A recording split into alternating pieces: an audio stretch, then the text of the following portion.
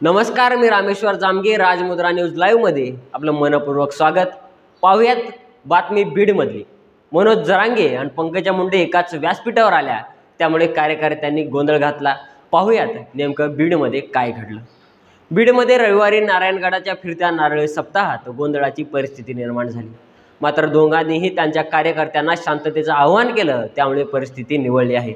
मराठा आरक्षण लढ्याचे नेते मनोज जरांगे पाटील आणि बीड लोकसभा मतदारसंघाच्या भाजप उमेदवार पंकजा मुंडे एकाच व्यासपीठावर आल्याने काही काळ गोंधळाची परिस्थिती निर्माण झाली होती.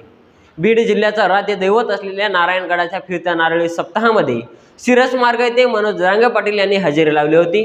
नेमक्या त्याचवेळी पंकजा मुंडे ह्या देखील त्या सप्ताहामध्ये दाखल झाल्या. दोघांच्या उपस्थितीने दोन्ही बाजूचे कार्यकर्ते गोंधळ घालू लागले. त्याचं कारणही पंकजा मुंडे यांनी काही दिवसांपूर्वी केलेलं विधान आहे. पंकजा यांनी काही दिवसांपूर्वी उपोषण करून आरक्षण मिळत नसतं असं विधान केलं होतं, परंतु नंतर त्यांनी असं विधानच केलं नसल्याची कबुली दिली होती. मात्र सध्या यामुळे पंकजा मुंडे यांच्यावर मराठा समाजाची नाराजी दिसून येत आहे. रविवारी नारायणगडाच्या फिरत्या नारळी सप्ताहात गोंधळाची परिस्थिती निर्माण झाली. मात्र दोघांनी त्यांच्या कार्यकर्त्यांना शांततेचं आवाहन केलं, त्यामुळे परिस्थिती निवळली आहे. दरम्यान बीडमध्ये सध्या लोकसभेचा रणसंग्राम सुरू आहे. कुणाचं पारडं जड हे सांगणं अवघड आहे, परंतु मराठा समाजामध्ये भाजपवर असलेली नाराजी मतांमधून दिसून येते का, हाही प्रश्न पडतो. हे पाहणेही महत्त्वाचं आहे. मनोज जरांगे यांनी कुणालाही पाठिंबा दिलेला नसून 100% मतदान करण्याचं आवाहन केलेलं आहे. दुसरीकडे स्वर्गीय विनायकराव मेटे यांच्या पत्नी ज्योती मेटे या निवडणुकीच्या रिंगणात उतरतील असं बोललं जात होतं.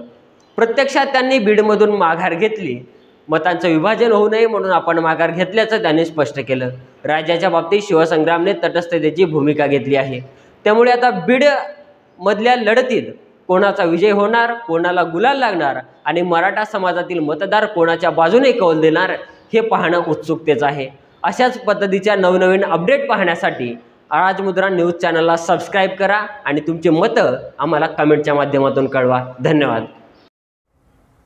मनोरंजनाचं प्रबोधन, करमणुकीचं उद्बोधन, बातमी अचूक, माहिती बिनचूक. पाहत रहा राजमुद्रा न्यूज लाईव्ह.